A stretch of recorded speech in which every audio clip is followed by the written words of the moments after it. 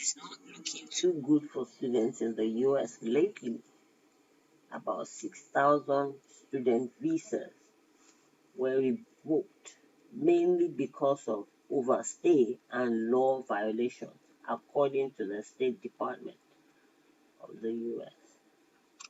So really, it's not just any random students that were picked up. These were students who have broken the law, like overstay, assault, DUIs, burglary, and support for terrorism. So what I understand here now, so overstay too is also a crime, which a lot of people would not admit that that should be in the category of crime. But in this Trump administration, if you overstay, you have committed a crime. And one thing me I know is that even if your visa had expired, you can legally apply for it to be extended. So I'm not sure if these ones were included in that overstay. If your visa expired while you're there, you can legally apply for an extension of stay, and in a lot of cases, if you have a good reason, they do extend that visa. So I'm sure these kind of people are not in the category. I think it's those that they have overstayed and they have not gone ahead to renew their visa or extend the visa duration. For me, I think the overstay should be pardonable.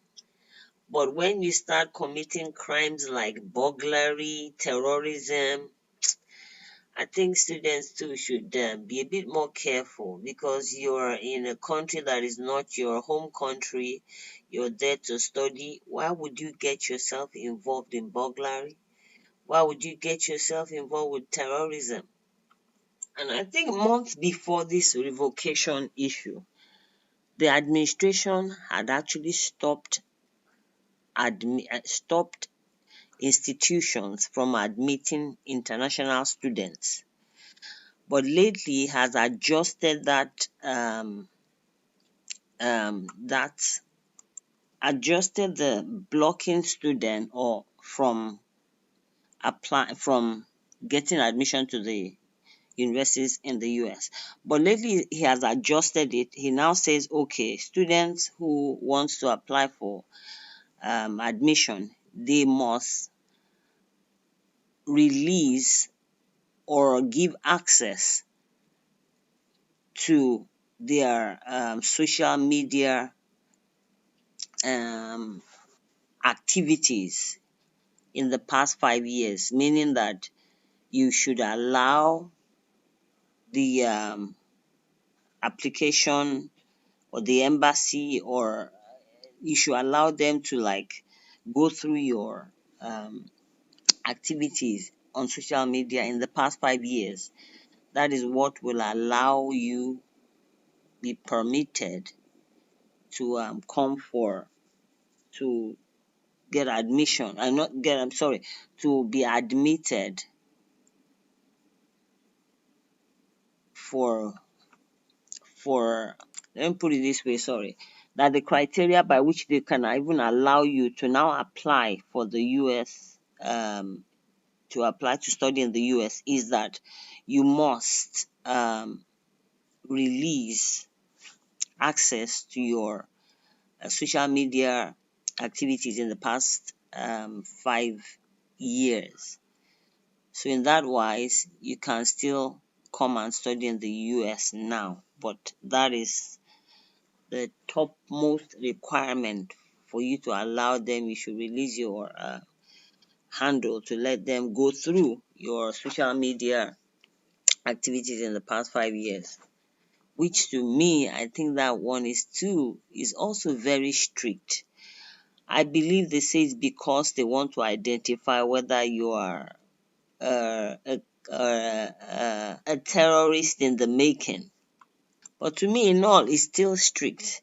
But what surprises me now is the United States of America not spending unnecessary amount of money, because the man hour that officers will spend to go through people's social media activities. I know you can say AI is there to help, but still, man power will still be used. However, the Democrats have pushed back on the Trump administration's effort to revoke visas, asserting that it is a violation of due process. Wow. So the Democrats are not happy with that idea of him revoking visas. You know, Trump is a Republican. A prominent senator by the name Jeff McCarthy said that, I quote him, "I do think it's a fundamental attack on freedom because due process is the guardian of the gate to keep a government from taking away people's life or liberty. And liberty is what happens when you take away a visa without due process." That's a Democrat that is not happy about what the Trump administration is doing regarding this visa revocation. So I want to round up the video here. Thank you for watching. Please don't forget to like, share, and subscribe. Bye for now.